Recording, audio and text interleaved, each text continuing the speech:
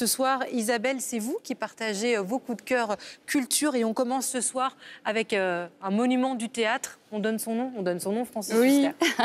Avec un seul en scène, ça s'appelle Bronx. Alors c'est une histoire avec des mafieux un peu à la Scorsese.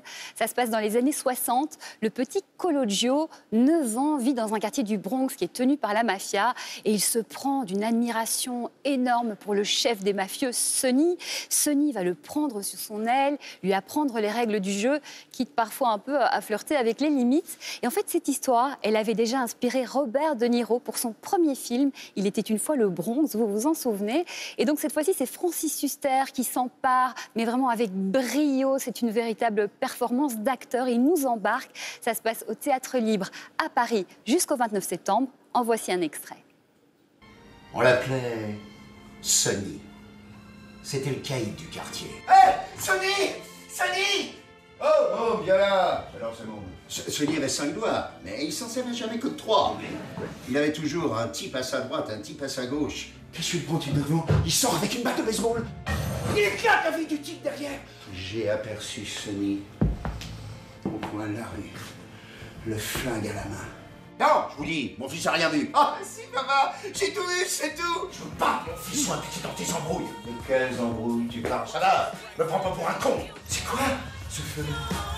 Fils, fais pas de conneries. Fils, tu peux faire quelque chose de ta vie. Francis Huster qui demande aussi justice pour son dieu du théâtre. Oui. Alors justement, son dieu du théâtre, il sort un livre qui s'appelle Molière, mon Dieu, le message est clair. Donc c'est déjà un livre dans lequel ce passionné de Molière, qui le connaît par cœur, va nous donner des clés sur l'homme, sur l'artiste, aussi sur son œuvre. Et effectivement, il s'adresse directement au président pour lui dire il faut absolument que Molière entre là, tout de suite, demain, là, aux Invalides, le plus vite possible, parce que, au Panthéon. Au Panthéon, très étonnamment, il n'y est pas. Donc voilà, c'était avant. Affaire à suivre. Ça, c'était avant, peut-être. Isabelle, il fait beau, encore c'est l'été, on profite des belles soirées. Pourquoi pas aller écouter la Tosca en plein air? Et voilà, c'est ça, les Invalides, c'est la Tosca. La Tosca, c'est ce célèbre opéra de Puccini qui a été créé en 1900. Alors l'histoire, c'est l'histoire d'une femme qui se sacrifie pour son amant, un peintre. Ce peintre a voulu aider un prisonnier politique à s'évader, sauf que le méchant chef de la police s'en est rendu compte et il veut se venger. Je vous préviens tout de suite, ça finit très mal et pour un peu tout le monde. Oui, c'est très beau. Mais voilà, c'est un opéra sublime et cerise sur le gâteau. La mise en scène est signée par Agnès Jaoui, dont on connaît la passion tant pour le théâtre que pour la musique. Donc, la Tosca, c'est aux Invalides. Attention, c'est du 4 au 8 septembre. Donc là, tout de suite, maintenant, courez-y. On regarde tout de suite un extrait.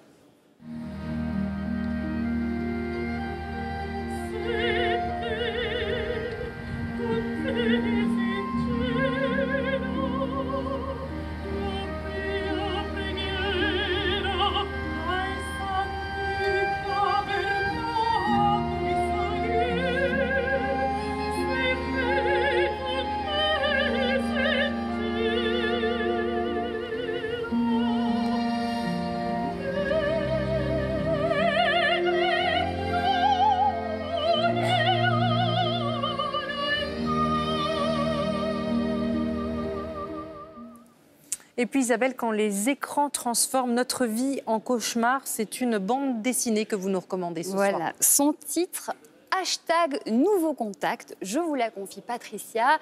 C'est l'histoire d'un homme qui est un photographe amateur et un jour, dans la nature, il se retrouve nez à nez avec un gros monstre. Premier réflexe, il le prend en photo et il fonce poster sur les réseaux sociaux pour enfin avoir des likes, le fameux Graal. Alors oui, effectivement, il a des likes, sauf que le monde entier s'empare de cette histoire. Lui, il gère très mal tout ce qu'il faut faire. En fait, il fait l'inverse de ce qu'il faut faire, un vrai Gaston Lagaffe. Et puis, de là, sa vie devient un enfer. Et en fait, cette histoire, elle n'est pas si loin de la réalité parce qu'elle est basée sur la fameuse affaire du brocoli tree, l'arbre brocoli. Je ne sais pas si vous la connaissez, vous. On l'a tellement photographié qu'on l'a mis en danger. Eh bien, justement, l'auteur de la BD qui s'appelle Bruno Duhamel nous explique cette histoire. Alors le broccoli tree, c'est un arbre qui a été photographié en Suède par Patrick Zweber, qui était photographe, et qui a trouvé cet arbre tellement joli qu'il a commencé à le photographier tous les jours et à poster une image par jour sur Instagram. Et ce faisant, tout le monde a voulu voir le broccoli tree, tout le monde a commencé à venir le voir, et les gens ont commencé à laisser des détritus dedans, les enfants ont commencé à s'amuser dans les branches. Résultat, au bout de quelques mois, le broccoli tree était devenu dangereux, il a fallu le raser. On se rend compte, avec cette histoire-là, à quel point l'impact peut être dévastateur. Ouais, ça fait vraiment froid dans le dos. En tout cas, la BD, elle est très drôle. Ça s'appelle donc #Nouveau Contact de Bruno Duhamel. Alors, Bruno Duhamel, initial BD, il était fait pour faire ce métier. Il le fait bien. Et c'est aux éditions Grand Angle. On se retrouve la semaine prochaine, même heure, même endroit. Avec plaisir. Merci Isabelle, c'était éclectique, enrichissant, innovant, curieux, on adore. Et on se dit à la semaine prochaine.